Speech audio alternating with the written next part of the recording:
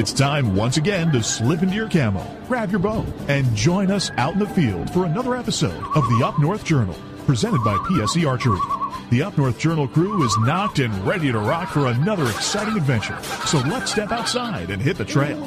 This episode of the Up North Journal podcast is brought to you by PSE Archery, Scentlock Technologies, Scent Blocker, Rambo Bikes, Hunter's Blend Coffee, Limwalker Game Calls, Stanislawski Releases, Copper John Sights, Easy Cut Outdoor Products, Fourth Arrow Camera Arms, Wind Sense Hunting Sense, X-Stand Tree Stands, Spot Shooters, Gut Check Indicators, and Packermax Cultipackers. And don't forget, you can catch us in syndication at 2 p.m. Eastern Time on goodtalkradio.com. Welcome back to another episode of the Up North Journal podcast, everybody. I'm host Mike Adams, sitting in the cabin tonight on a beautiful Sunday afternoon or evening now. And we didn't have any snow here at my house last night, thank goodness. So what's going on, Dan? Not much. Did you have a good Easter? Yes, I did. Excellent. So yes, I did. Nice and peaceful and quiet, and the kids had all the kids home, so everything was good. Right. A big shout out to Billy Hoffman, who's watching with his son Hunter. Hey, Hunter, how's it going, bud? Right. Welcome to Up North Journal podcast. Yeah. Thanks for tuning in. Tell your dad to lose that dad bod. Oh, nice. Yeah, you shouldn't have said that, Billy, because that's going to follow you around. Right. You're going to lose that dad bod. Okay. Hey. All right. Hey, you know what? While we're sitting here, I'm drinking it. You're got a big old mug of it. I got to go to sleep eventually. Right. But while you're watching the show, hey, why don't you guys go over to Hunter's Blend Coffee and the coffee we drink here at Up North Journal. Go over to huntersblendcoffee.com and use our promo code UNJ. Right there on the screen, and then you can get 10% off when you check out. So get you some and enjoy it with us during our show. But we talked last week. We did. We talked previously, right? And then we aired it last week with Tread Barta. Dude, was that an awesome interview or what? I tell you what, in some interviews, when you hear things from some people that whether it's their highest of highs or their really lowest of lows, and you're not expecting it, right? I mean, we're talking the shock factor was like, whoa, right? Yeah. And and anybody out there knows this, and if you ever shot a Glock and knows how the trigger system works, right? You know where that was at, and you know exactly where he was at, and it's like, wow. Luckily, his doctor walked in at that millisecond because. I fielded a lot of questions this week on that too. People that were thankful that we put that out there, that needed that voice of inspiration at that point in time in their life. So. Right, exactly. So, but you know what? He talked about doing this thing going to Alaska. Right. And he's going to jump in this trailer with his dog Pepper, and he's going to tool on down I-90, headed towards the West Coast. Headed towards the West Coast, hang a right somewhere eventually, and head towards Alaska. Right. But he's got to use a trailer. Mm-hmm. So I figured, you know what? Let's get on the phone. Let's get the trailer company because they got to deal with Tread and the trailer. Mm-hmm. So why not we talk to John Such of H&L Trailers? John, are you still with us? Yes, I am. How you guys doing today? Hey, we're doing good. I appreciate you joining us tonight, all the way from Elkhart, Indiana. Thanks for being with us. Yeah, my pleasure. My pleasure. So this trailer company, give a little bit of background about what are you guys doing with Tread? How did this all come about? And how did you end up being the lead person from the trailer company to deal with Tread?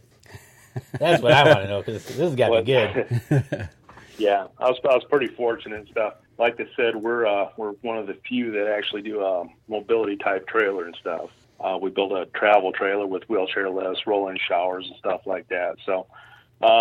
We build a few for people around the country and stuff. I've got a couple of them international and whatnot. So, Tread gave us a call and stuff, and he kind of told us the background and what he had planned on this expedition. I think it's the Get Off the Couch expedition going up to Alaska.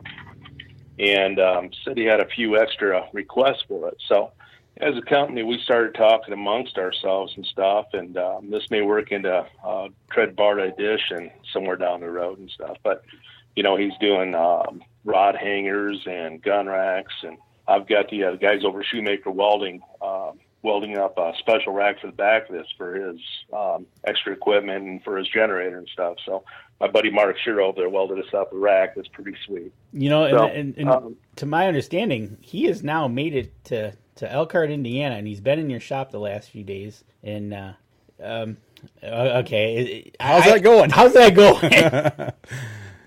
The guys are pretty well received and stuff. Like I said, he's in with our employees, and he's been in different times and seen it in different stages of the build. So that's pretty good. Everybody seems to be pretty excited to be involved in the project. So he seems to make friends wherever he lands, you know? Right. Yeah, we got a picture up right now with the build crew. You guys are taking a photo there with the trailer in the shop. So, yeah, he looks like he's right in there with you guys, right in the shop. That's pretty cool. Yeah.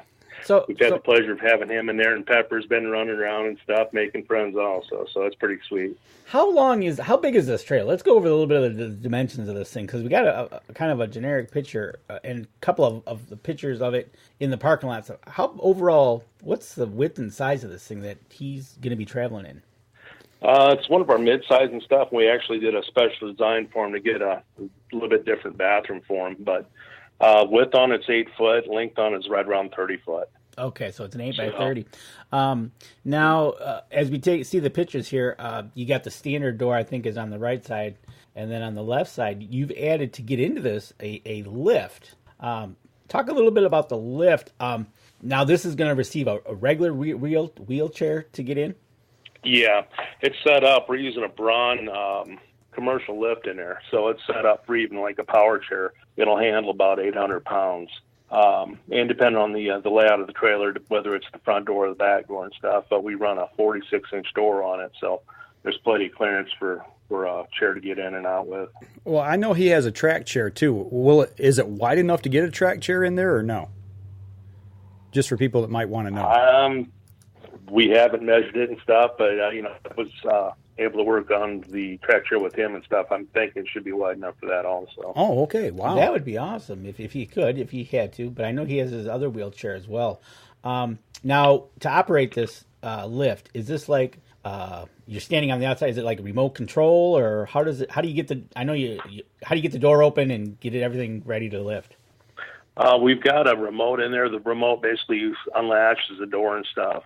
The lift itself is ran through a wired remote, and that'll reach either inside the unit or outside from the ground. So it's, like I said, it's a commercial lift. It's about like what you see on a van or a bus.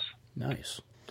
That's I've never had to think about a trailer like this before. I mean, obviously, we're not in that same situation, but to see it and actually see pictures of it just blows my mind. That you guys are putting this together, and it looks like you guys have kind of got everything that he needs in there. As far as like an oversized bathroom. He mentioned that the kitchen, that the controls are actually down lower to where he can reach everything. How much planning and thought goes into something like this? I mean, is it a big change compared to what we would normally see in a trailer? Quite a bit. Like I said, we've had other people, with their influences and stuff along the way. But, a person such as myself even, not thinking about what it would take to function out of a chair. Mm-hmm. Everything's got to be lower and stuff. Receps have to be up higher off the floor, so when you go to lean over to plug something, you don't roll out of your chair and whatnot. So, okay. Like I said, we've had quite a bit of outside influences, and I try to get input wherever I can. We're constantly trying to improve the unit and in the way it functions. Mm-hmm. So it's been a pretty good project along the way. When did you guys start building this style of trailer? I mean, is this something you've been offering for quite a while? The owner, Peggy Flagger, bought a company out about 6 years ago, and with that we acquired the design and the name of the Harbor View. Okay. So, and with that, like I said, we've made quite a few improvements along the way since then. But good product. It looks like it looks beautiful. It's absolutely beautiful looking trailer. And as we talk about this, and if anybody's interested to look more into these trailers, where can they go first of all to get an inside view of these things and maybe take a look at one? Well, the best thing to do is get a hold of us at hlenterpriseinc.com. You can get on our website. Give us a call at the shop at 574-294-1112, and we've got a dealer base set up. We can put you in contact if you call up the factory. Okay. Excellent. So what other little nuances? We got a picture up right now that we're seeing somebody in a forklift towing it around the yard you got there. And how long does it take to actually build a trailer? Right now, we're looking at about 8 days from start to finish once it goes online. Okay. Backlog, we're looking probably around 8-9 weeks at this point. It's starting to get pretty busy. I got to imagine, yeah, everybody wants their trailers now because the season's coming up and they're getting ready to get out and go camping or cross country or wherever they're going to go. So, the northern season's pretty well in the swing right now. You know, and I just had a picture up here. I'm going to come back to it. It's showing the front. It's sitting out in front of your shop, and you can see the hitch there. Is hooking these up to a vehicle? Is this something that somebody that maybe that is paraplegic, do they need help in getting the trailer on to a vehicle and latched, or how does all that work? Well, we run everything standard with the electric tongue jack, so they can set it up to height. A lot of your newer trucks have the backup cameras, which makes things a lot simpler, you know. Mm-hmm. Little getting in and out and stuff. A few people, such as Tread, he's doing this trip by himself. A lot of them, you know, go with other people or have people around and stuff. So they're pretty easy to hook up, and the leveling system and all that works pretty well. A lot of the stuff will work with the remote also. Once it gets to where he's going, that remote control will put his room in and out, awning in and out and stuff like that. So we've tried to make accommodations to where a person could function on their own if need be. Okay. And from what he talked to, he's going to be on his own. Right. Unless Pepper has opposing thumbs and can help him out. Yeah. One thing about Tread, though, he seems to make friends wherever he goes. So I imagine people will pitch in to help him out. Absolutely. For here and there. He will have an army of help as he goes along this. I'm imagining, because once the word gets out that he's on the move, I'm sure they'll be tuning in to find out where he's at, and if anybody's in the area, I'm sure they'll be willing to help him out, no problem at all. And I see on the back of the trailer itself, it even says paraplegics, patience please, and you know, that's just giving a person a heads up who's driving that. Well, actually, you don't know, but he's actually driving the truck too. Right. He's only going to be by himself, so right. You know. Yeah. It's one of those things. It's a really cool thing that you guys are doing out there. It's kind of just, you know, like Tread's message last week to everybody was get off the couch. And you guys are absolutely helping out in doing that. I mean, you guys are coming up with the lift, expanding the kitchen, the shower, everything that he needs, a paraplegic would need to help out and get off the couch and get out camping. Absolutely. And if you want to go anywhere with a camper, here it is. There you go. And John, you got to be pretty proud of that fact. And as a company, and just being able to be able to get people that might have been sitting on the couch, but you're giving the effect of, hey, get off the couch, get in the trailer, and get outside. Yeah. Well, I've been pretty fortunate to be able to work with the project and stuff along the way, and it's not only, you know, adults and stuff. A lot of them, you'll have a husband and wife with a child in a wheelchair, and it gives them a chance to get out and camp and whatnot, you know. That just gives a lot of opportunity that wouldn't be there normally. You talk to other people and stuff that have done something in the past. It was a matter of going in with a saw and trying to hack this part of that apart and try to make it big enough for a wheelchair inside. And we've kind of engineered all that for everybody. That is awesome. That is awesome. You know, and you're right there about kind of MacGyvering something if you have to. And you know, everybody's done it in some way, shape, or form. But my utility trailer, I'm constantly carving on that thing, adapting it to do something. You know, right? So you guys have come through here and did an awesome job. And I hope Tread really enjoys this trailer. And, you know, he's going to be in it for a while. Well, yeah, we're all pretty excited to track his trip. You know, looking at like the functionality on the outside, because I haven't went camping in a trailer in quite a while. As a kid, we used to do it all the time. You know, we went from a small pole trailer to a motorhome, but I always remember we'd always get to the campsite if it wasn't out in the wilderness somewhere. I mean, if it was like a regular campground, you'd pull up, you'd plug your power in, and you'd hook your water up and all that. With this being a specialized trailer, is those type of hookups and things in a position to where somebody in Tread's position can get a hold of that very easily and make it work? I assume you've taken care of that? Yeah, I mean, everything's accessible for him and stuff. He can get everything through his chair or out of his chair. Okay. He's also taking a generator with him, so what we've done is relocated where the power cord plugs into the unit. put that back there where it's towards the back of the unit, so you can just do a short plug into the unit from the generator. Okay. Oh, okay. So just the little nuances like that to help him out, or anybody that needs help. Like you said, you rerouted it to the back of the trailer, makes for a short connection. Mm-hmm. Yeah. You know, that'll be awesome. But when we're a pretty small company and stuff. Like I said, we don't do full customs by any means and stuff, but what we try to do is accommodate. So we're pretty flexible with our design, which helps. Well, not only on this product, but the other product also. I tell you what, that lends to your company being able to be flexible. You can't give them the old, well, we can't do that because Right. our other 85 models can't do it, so we're not going to do it. Right. No, you get with John here, tell them what your problem is, and it sounds like they go right in and try to figure it out. In Tread's case, they just pulled the wiring towards the back of the camper where the generator is. So, Yeah. I tell you what, John, we're coming up on our first break. How about we step out, we come back, we'll talk more about the trailer. All right, sounds good, guys. All right, we'll be right back after this. PSE Archery has reinvented the way you buy bows. From now on, you can make the most educated decision possible. By basing your bow choice specifically on your shooting needs and goals. All you need to do is ask yourself, what kind of shooter am I? What do I want to achieve? PSE will help find the right category for you. So, what kind of shooter are you? Find out at psearchery.com.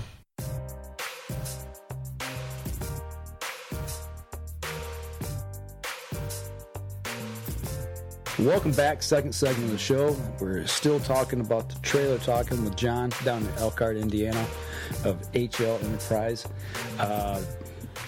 Danny? You know, it's one thing, you know, you're working at a trailer company, John, and do you have any knowledge, you know, you're getting these trailers set up for people in the outdoors. Your background lends you to saying, hey, you guys are going to need this, you're going to need that, because you've done it? I've done quite a bit. Like I said, we grew up with kids camping and all that. I've been in the industry for about 37 years now, so I've got a little bit of background behind what needs to happen, you know. You know, and that, okay, so let me ask you this then. So, obviously, in all industries, they evolve. You being in the industry in 35 years, what's like the biggest, what's evolving that you see is changing at a rapid rate from the old, like, silver bullets that they, you know, to what we have today and to what you guys have? What are you seeing that trending or changing at breakneck speed? Well, we've seen a lot of changes and stuff since I've been in it. Even, you know, they went from having units without any tip outs in it to tip outs, and then to push outs and slide outs and stuff. So you got expansion rooms on it. The computer system's starting to step up. You're getting a lot more electronics in the units. They've got control systems you can hook up to your phone and stuff and run remote, you know, for leveling jacks and to turn all your lights on and off. I mean, they're pretty complex. So they can say there's an app for that. Pretty much. That blows my mind because I never would have thought of that. But you know, like you said, everybody pulls their phone out today and you run your house lights and lock your doors or whatever. You can check everything with your phone now. That's pretty cool that you can hook your phone up to it and just make it work off of that. That's something. Yeah. That's incredible. A lot of stuff's going green also. They're starting to do like solar panels and stuff like that. We've switched over to almost all LED lights in there, so your power consumption's far lower than what it was with incandescent bulbs and small stuff like that people don't really think about. But, I mean, you're enjoying the outdoors and you're kind of preserving the outdoors by doing it, you know? That's incredible. Do you see, as I know from the automotive industry, do you see a big swag into the battery-operated life? Yeah, like I said, all the LEDs and stuff, they're running around 12 volt now instead of 110. So right, a lot of that's changed out, and they're running converters, and even some of the 110 stuff, they're running power inverters off the battery, so you can charge your battery during the day and then run a refrigerator or a TV at night. Yeah, so things have changed quite a bit. Absolutely. Question we do have for you: when you're leveling the trailer, is it mechanically done or is it done electrically? This is going to be electric, but it got push button jacks underneath it. Right. So you want to make sure that you're fairly level underneath there and stuff, but it'll help stabilize the unit pretty good. You know, and that's another thing that's, you know, from the world of mechanical, having to winch down a leveling device, looking at it, going by the little bubble that you might have, to doing it with a button and going boom, right. Making sure one thing you got to make sure though is you got to make sure you got to have a solid base. Am I correct? Yeah. You want to be on something that is fairly decent, and if not, you know, we always recommend putting a 2x6 or something underneath it. So, what I've done for the handicap units is recommend that they'll do like a small rope loop or whatever. So if you need to get it with a grab or whatever, you got something to grab onto. Oh, absolutely. Yep. I know a friend of ours had a fifth wheel, and he was kind of, he thought he was on level ground, went to put it down, and it was actually, he was sitting on not as a level, and in the 2x6 it shifted, and the trailer fell off of it, and it was a mess, but we got it out. He was stuck, but we got it out. But yeah, that's what stories are made of. Exactly, and it was, we pulled up, and he's looking at it, and it's like, we're gonna have fun with this one. But you know, it's one of those things. The height of this trailer, is it a normal height for a trailer? I don't know what they are, but is it like a normal height trailer, or does it have to be taller or anything like that? It's running normal height and stuff. We're running 80-point sidewalls on it, so you're right around 11 foot, maybe a few inches over with the air conditioners and whatnot. Okay, all right. I was just wondering, because when you're traveling down the road, and you got to be careful, but it doesn't sound like it. You'll be okay. Yeah. You know, and talking about you, raising your family with camping and fishing and being in the industry, it's got to be pretty fun just to bring your kids up doing and working what you love, it sounds like. It is. Like I said, with kids, you know, when the kids were smaller and stuff, we did a lot of outdoor activities, you know, between fishing and like I said, we did a lot of hiking when the kids were younger. Go any place spectacular? We've been quite a few places and stuff. I spent a lot of time up in the UP, up by Quamanon, and over to Copper Harbor area, down in Kentucky and stuff. We did a lot over by Natural Bridge. But we've had the kids out to Dakotas and stuff like that. So that's awesome. Seemed like a lot of the summer vacations were kind of based around stuff like that. Absolutely. Quamanon Falls uppers are just incredible. The big ones are just...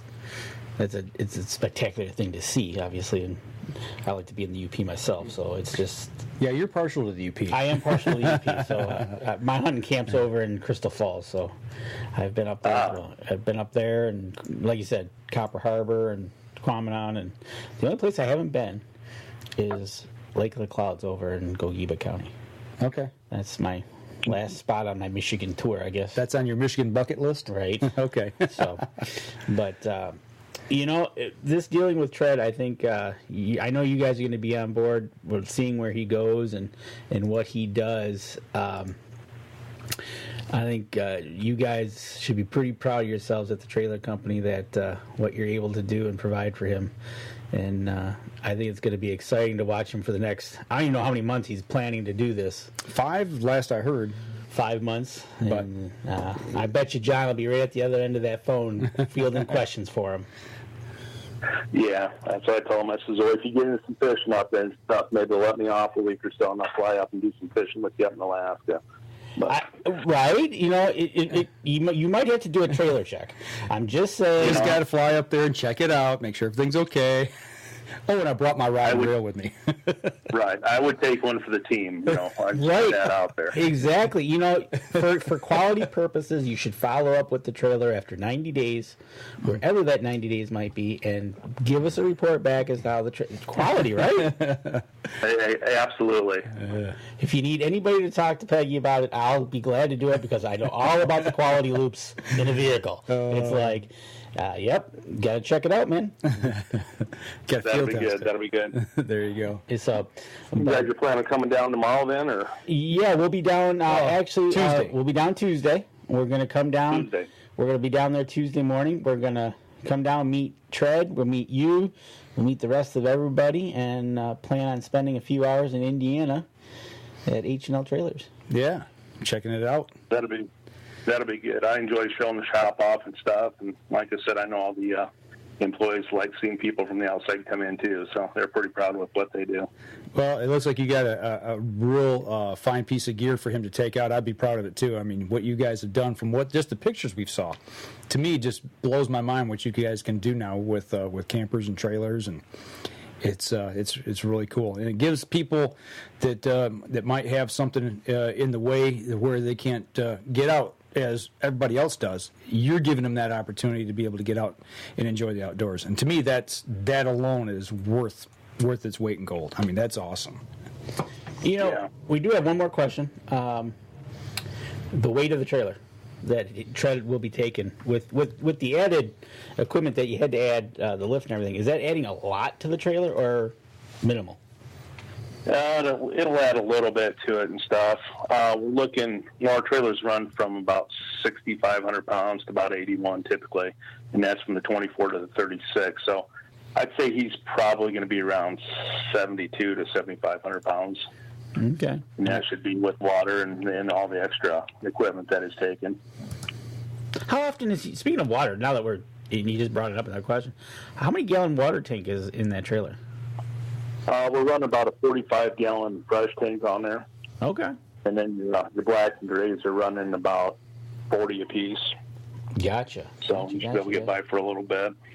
And that's the thing. And he's going to have to stop and get water eventually at different places. So, right. Depending on where he finds, getting that taken care of and emptying as well. So. Is there anything else in the trailer that we haven't talked about that you had to do special that you want to talk about before we wrap up on this? Well, we're doing some backers and stuff. We looked at storage since he's going to be living out of it full time rather than like weekend camping. We've tried to put some storage solutions and stuff together for him. Okay. You've got quite a bit of room underneath the bed, and he's going to use Rubbermaid totes. And we kind of figured out a way so he could access all that by himself. Okay. So, basically just trying to find a place for everything, Yeah, right, exactly. Yeah. Like you said, he's got to find a place for everything because he's going to be living out of this full time. So he's taking a full load, you'd say, with him. Mm-hmm. Yeah, he actually was in Friday afternoon putting some fly rods and reels and stuff together, so starting to lay those out so we could kind of engineer his rod holders. And like I said, it's not only going to be functional and stuff, but it should be pretty cool to look at also. So I'm pretty excited about that. Where are you actually going to install those at? He came up with a plan to do this on the ceiling. Okay. And I guess he used this in his boats and stuff down in the Keys. So It's going to have overhead rod storage, and he said he can access everything with grabbers. But basically, it's going to be eye hooks, and then we're going to run strips of wood to screw them into and hang those. Okay, So, we're looking at a picture now where you can actually see the ceiling, one of the wide shots of looking through the trailer. So you're going to have them right up on top. And I know he had mentioned also that he was going to try to get maybe some gun holders in there as well. Where are those going to be placed at? Or do you have a place for them yet? Initially, we looked at a cabinet that sits behind the where the stool's at. Okay. There was a shallow linen cabinet and stuff, so I had him leave the shelves out of that. And he purchased and sent up I think a 4-gun rack. Okay. So those will be vertical in behind there. Okay. Nice. And I think to answer Mike's question on the live, he's pulling it with a GMC. If I remember right. Yeah, we had a question about. Yeah. He's got. Is that a 3/4 ton that he's using? Do you know? He actually is using a half ton and stuff. I sent him down to Elkhart Hitch World, and they put bags on him, and they put a leveling system on for him. So he's got plenty of motor with it, and with the suspension modifications, it should be good for that trailer. That's awesome. This guy's getting hooked up. Right? This guy's going to be riding in style. No kidding. Well, I'll tell you what, we're bumping up here towards our second break, so we're going to step outside. We'll take our second break, and we'll talk with you briefly in a commercial break here, John, so just hang on one second. For everybody on the live stream, we're going to step outside, and we'll be right back after this. PSE Archery has always dominated the speed category. Now, the most revolutionary cam system ever to hit the market, has perfected the shooting experience. Introducing PSE's Evolve Cam System, featuring extremely high let-off capabilities and the smoothest draw cycle in history. No other cam system has ever delivered this level of total comfort and total control. Experience PSE. Experience performance. Welcome back, third segment of the show. You guys have got to check out last week's show if you haven't yet. We just had Jim Sucks on. Such. On from H&L Trailers. H&L Trailers. It's actually H&L Industries Incorporated. John Such. Yep. Such. Okay. From H&L Industries, Harborview Trailers. They're the trailer company that'll be providing Tread's trailer on his little skirmish. Little. Yeah, it's a little skirmish. If you haven't listened to last week's episode, go back and listen to it. Seriously, it kind of explained the whole deal of him leaving North Carolina and going to Alaska. So it's well worth the listen. But the only Tread Barta is going to make the trip of a lifetime. So pretty cool stuff. It just like we talked in the break a little bit. This company is small, but not too small, and it sounds like they're very adaptable to what a person's needs is. Absolutely. Especially a paraplegic when they can take and move the electrical lines to the rear of the vehicle so they can hook it up to the generator. Mm-hmm. That's cool. That's cool. Making it adaptable. So what do you want to talk about? Third segment of the show. What do you want to talk about? There's a big old pole sitting next to me over here. Well, I think this goes with it. Well, I'll show you. I've been waiting to get this thing out and get it into the woods. We've been waiting on these to come in so we can start playing with them a little bit. Well, there's the end of the pole. And there's no way I'm going to be able to twirl this like a baton unless I get up and swing it around. No. So you got to give me a second. Go ahead. While you're doing that, because we need to see the other end that this goes on. This is the Kamikaze saw, pole saw from Easy Cut. We talked about it on the show. And you okay? That hurt. You just grabbed a hold of that. Did it cut you? Uh-oh. Dude, go get something. This thing is sharp, I'm telling you. Danny might be going to the hospital now. Yeah, I ain't going that far. He just grabbed a hold of this it hit his hand as he took off to swing the pole around. But this is the end of this pole saw. It extends 20 feet. It's got 2 extensions on it that lock into place. A lot of the older pole saws, it's got the rope on the end. You extend it out and you're pulling on it, and things start to come apart on it. I've got one at my camp, and it's really wore out. But this thing doesn't have that problem. This has positive locks on it, and you can actually get 20 feet of extension with this and trim the limbs when you're setting stands. Or if you're just wanting to trim a tree in your backyard. Or Danny's hand. You okay, Danny? Yeah, fine.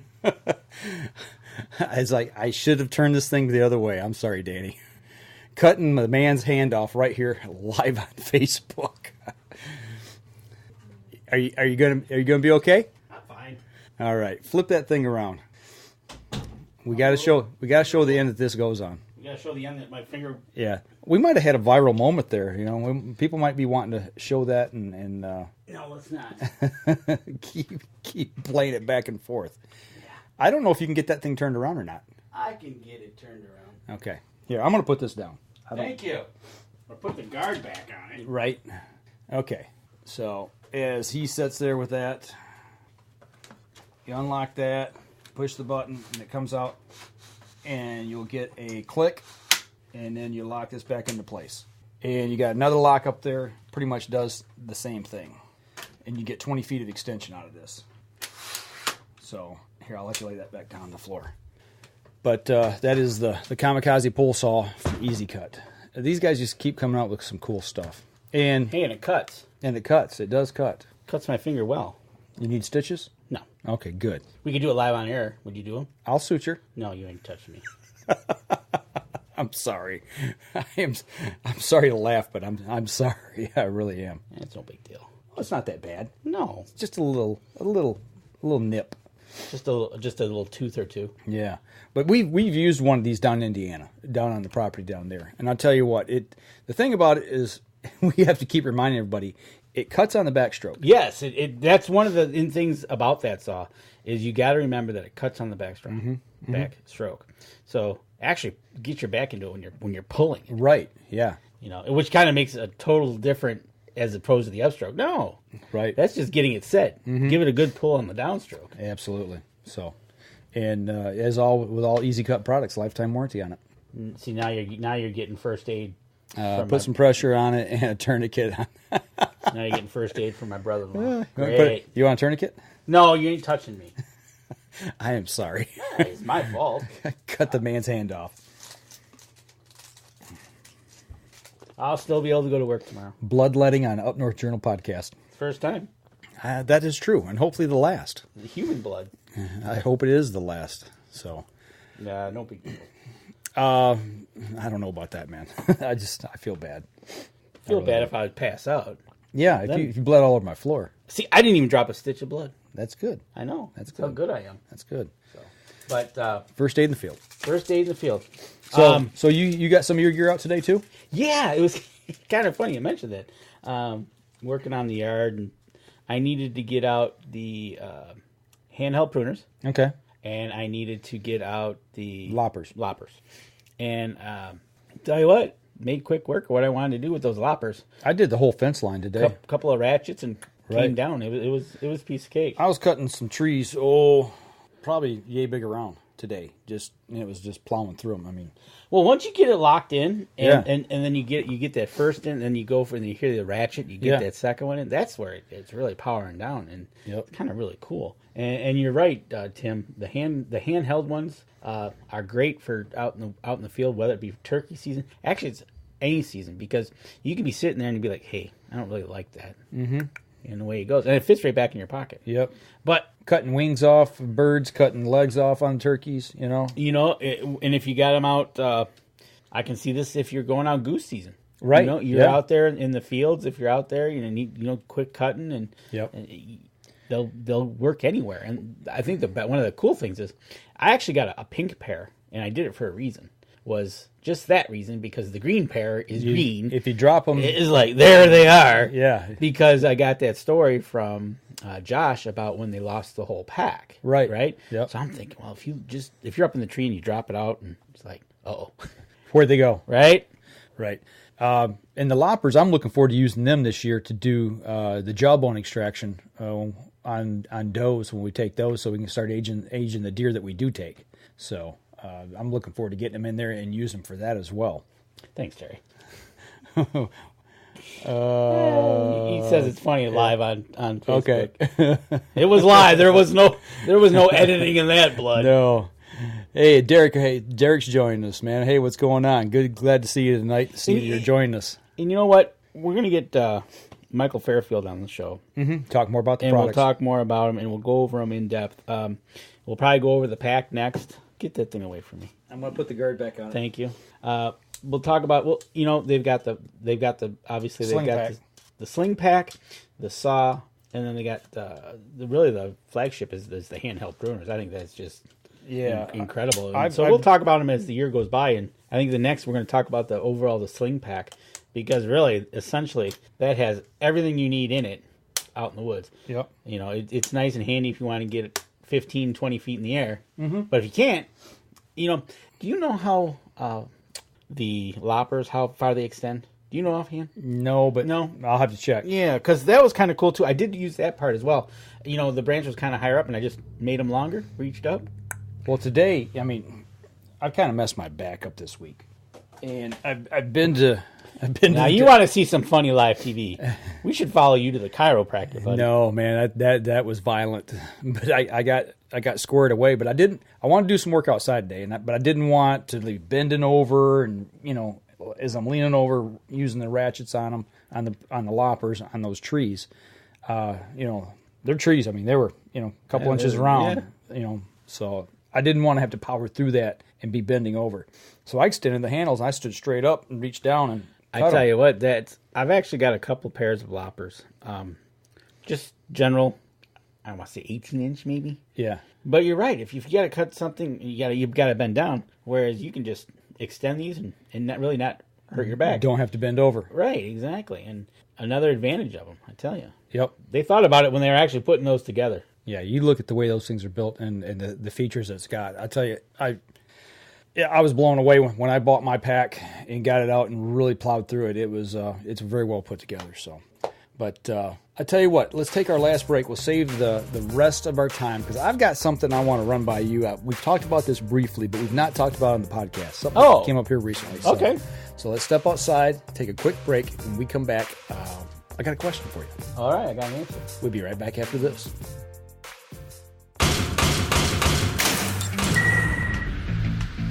Acceleration is part of PSE's DNA. PSE pioneered the speed movement. Now they've developed the vapor category to help you find the most powerful bows on the market to fit you. High speed equates to intense power and building the momentum you need to be successful. Are you a vapor shooter? Find out at psearchery.com.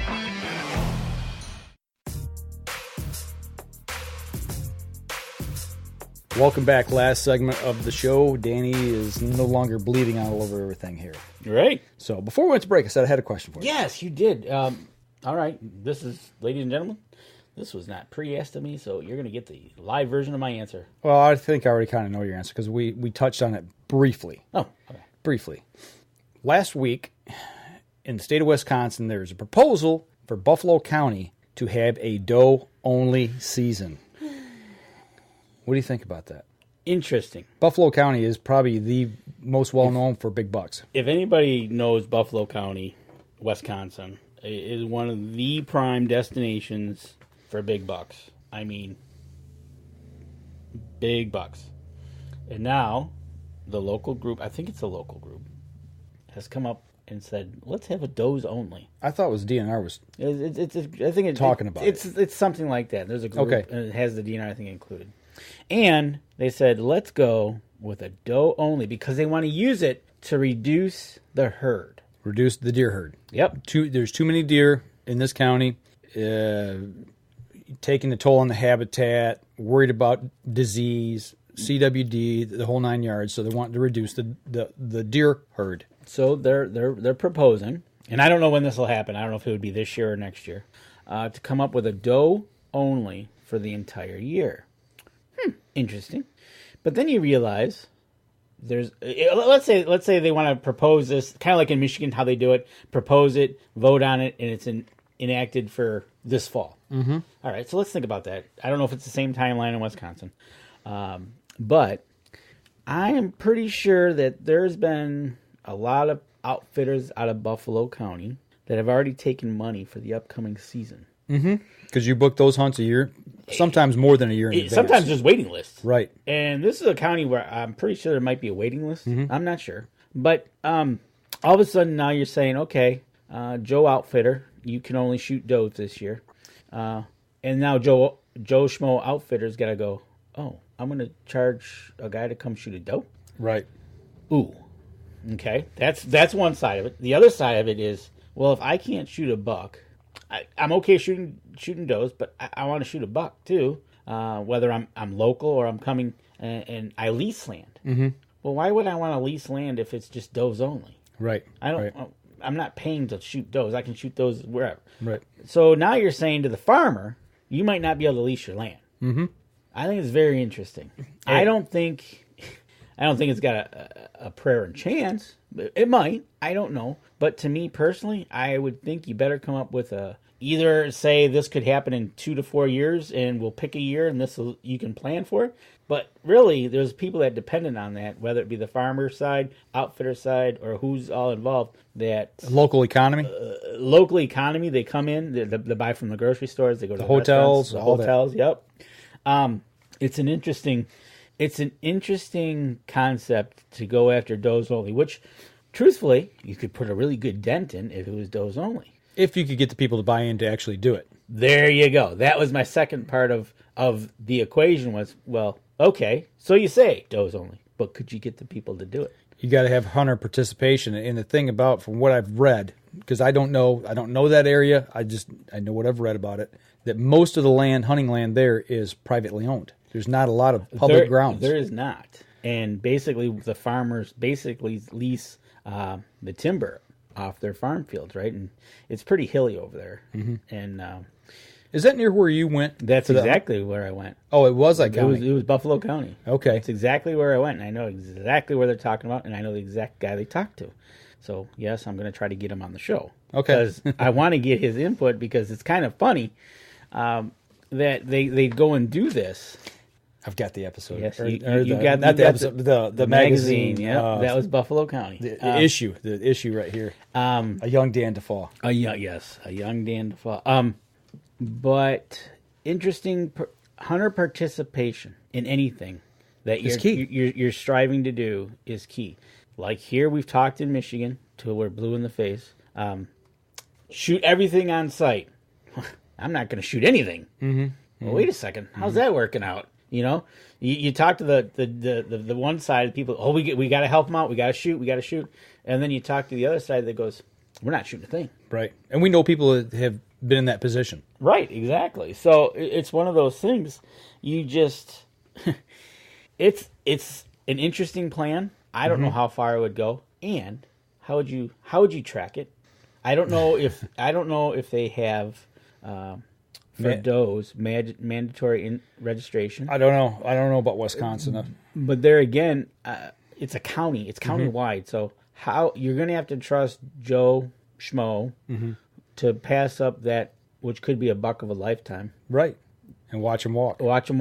And okay, put this scenario by you. Okay, so you're hunting property and you're on the county line, and let's say it's a dirt road. Yep. On the left side of the road is County A, and the other side is Buffalo County, where they're talking about this. And you have to watch this giant walk, and he walks across the road, and that guy shoots him.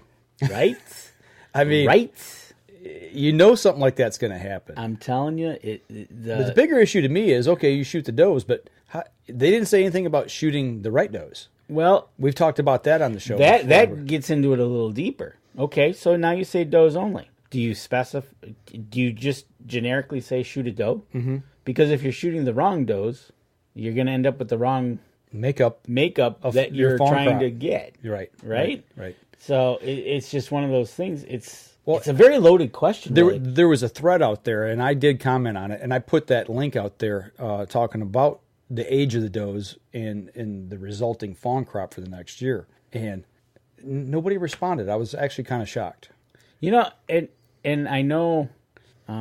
See, that's the thing. When you get in, the question to shoot the right does, then you get into that whole aspect. You know, and then if you shoot the right doe, you're on the right track. But how many are going to abide by it? How many are going to? It's just, or how many are going to say, "Well, I don't want to get rid of all my deer," because I have heard some complaints here in Michigan that towards Lansing. Imagine this: a guy, and he's not really a hunter. He's just he lives out that way. Okay, and somebody you know? Yeah. Okay, and he a few years back, he would be easily to see 100 deer in the field. Mm-hmm. And he was just telling me numbers.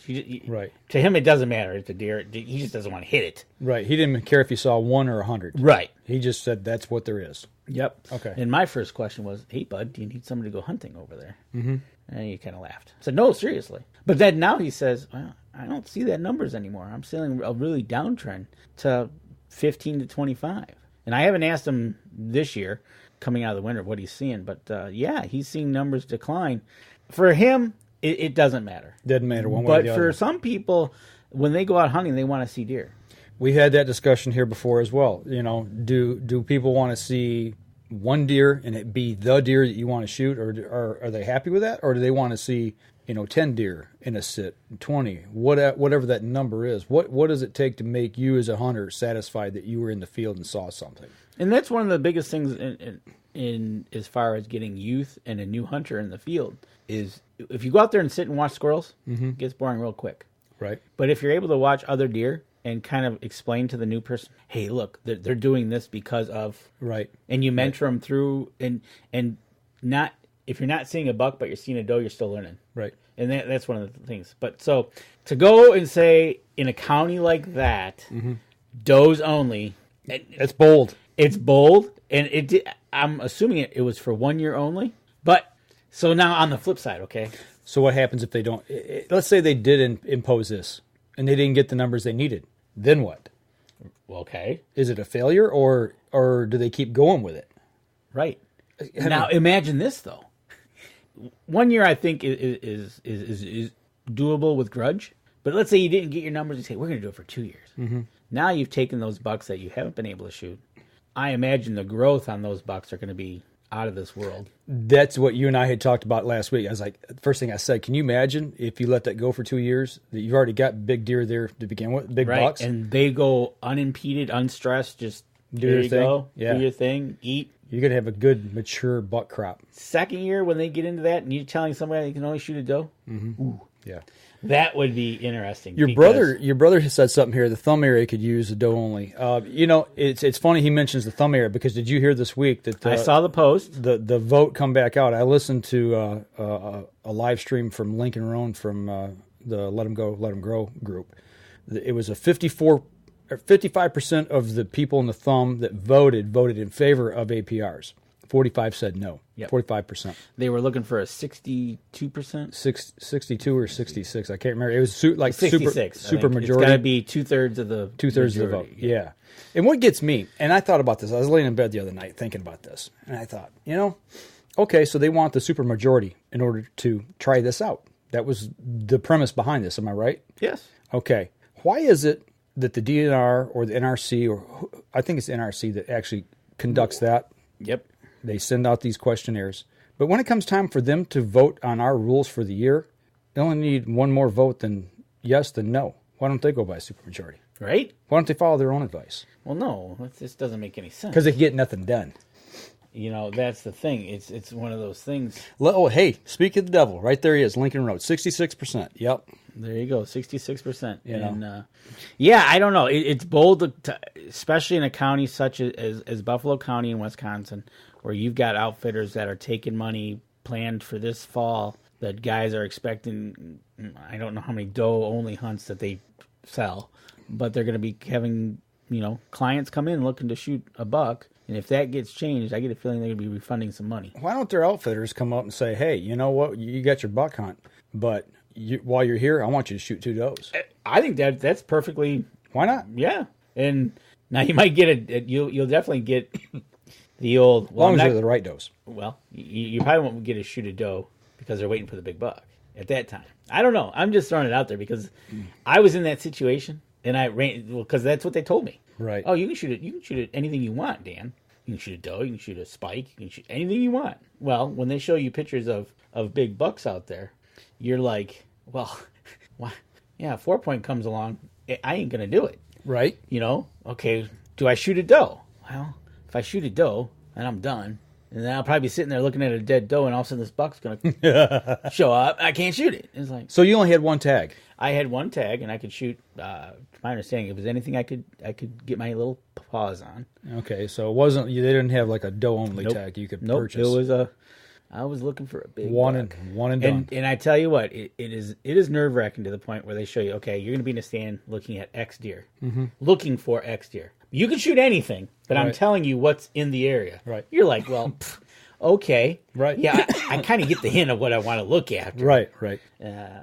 I did see the buck that I did see, which was very, very nice, was, for me at the time, would have been about a 45-yard shot. And it was nice. But, you sit there and you run that through your mind. And was this archery season? Or yeah, it was archery season. Okay. Yeah, it was. I was a week early. Okay. The last night I was there, they were taking the corn off the field. Okay. And the deer were just running everywhere. I was coming out of the woods, and the sun was going down on the hill. There was just 2 bucks they were beautiful. Cruising. Really.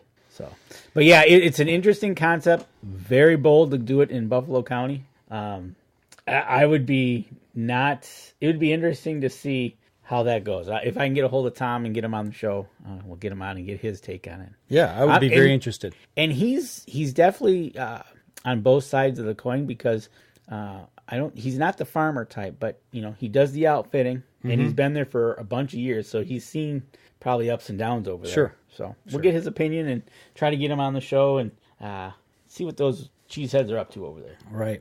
Well, it's funny, man, how some of the things that's been going on lately is we get our dander up so bad on deer, whether it's bucks, does, shooting the right ones, too big, too small.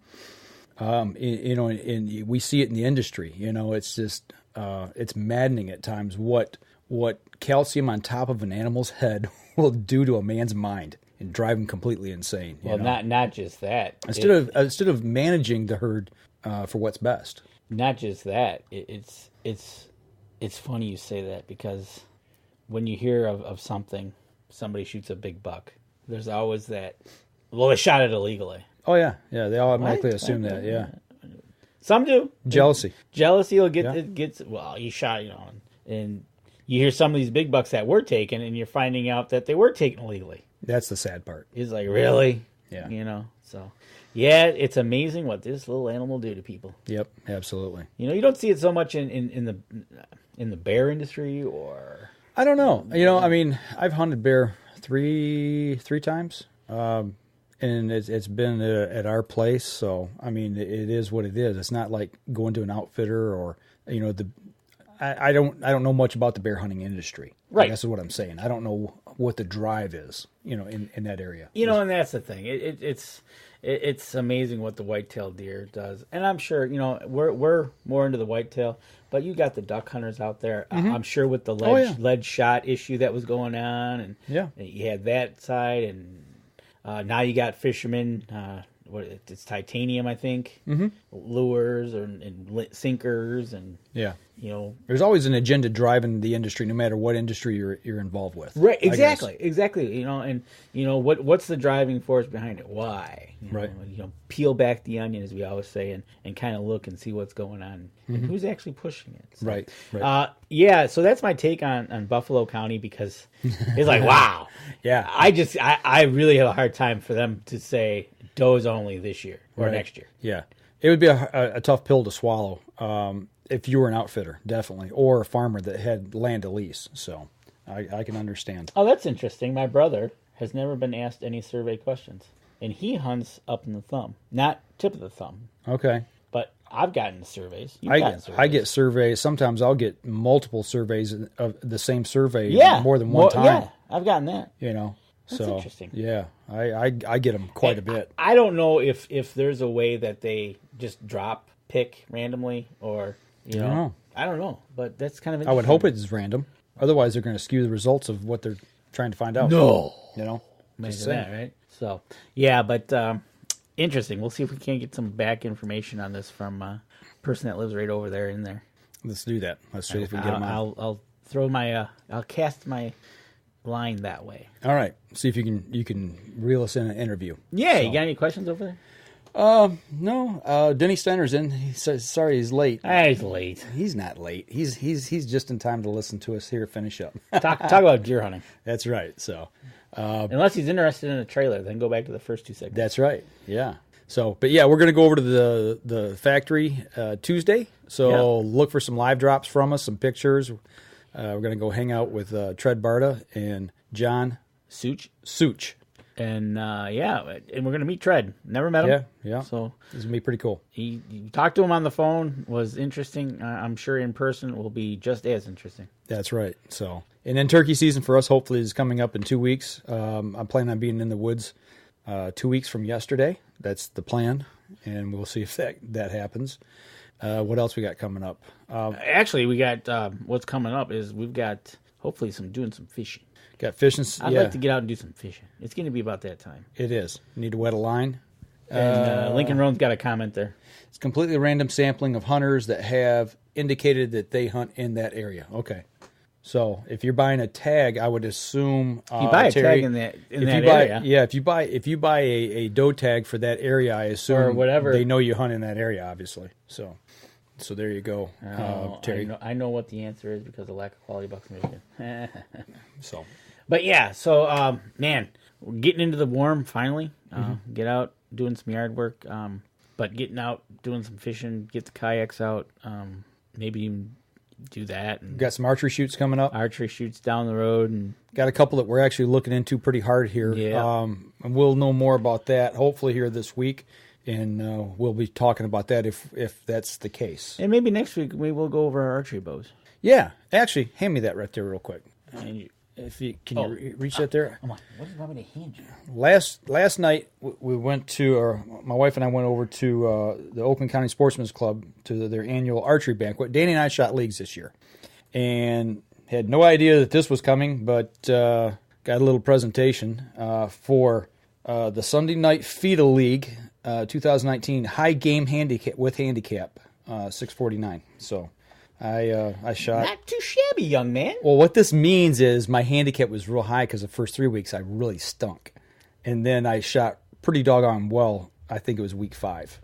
Yeah, I remember that week. Yeah, so. And you thought you were shooting bad.